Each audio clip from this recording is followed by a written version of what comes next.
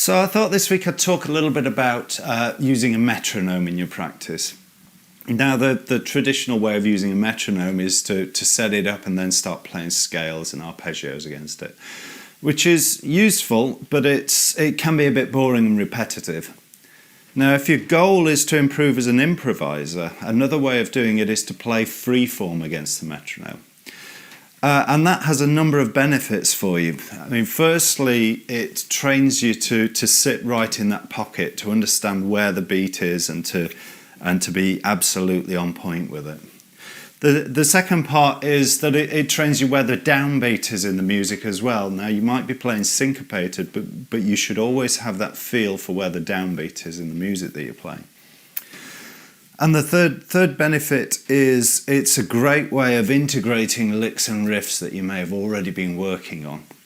So up until that point, maybe you've just been playing them in isolation, you've just been drilling them into your hands.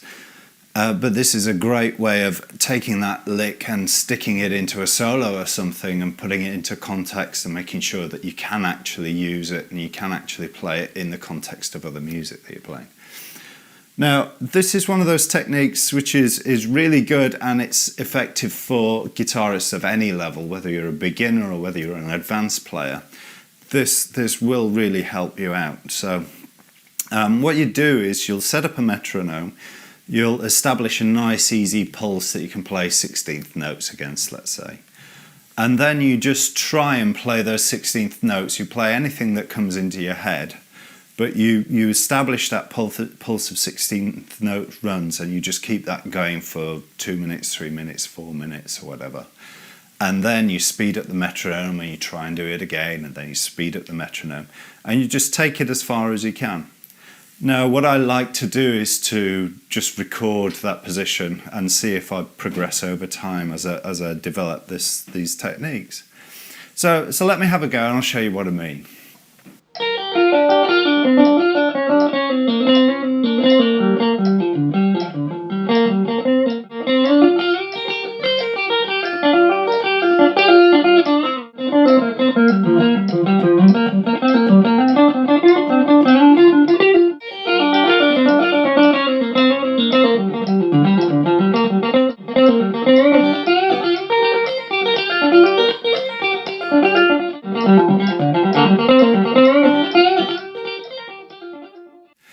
So once I've done 16th notes, I then reset the metronome and I put it to a pulse that I can play triplets to.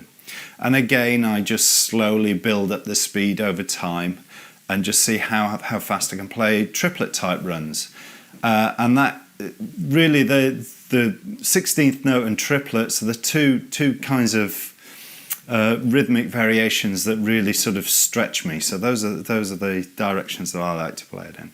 But anyway, give it a go yourself, see how you get on, and we'll chat next time. Bye bye.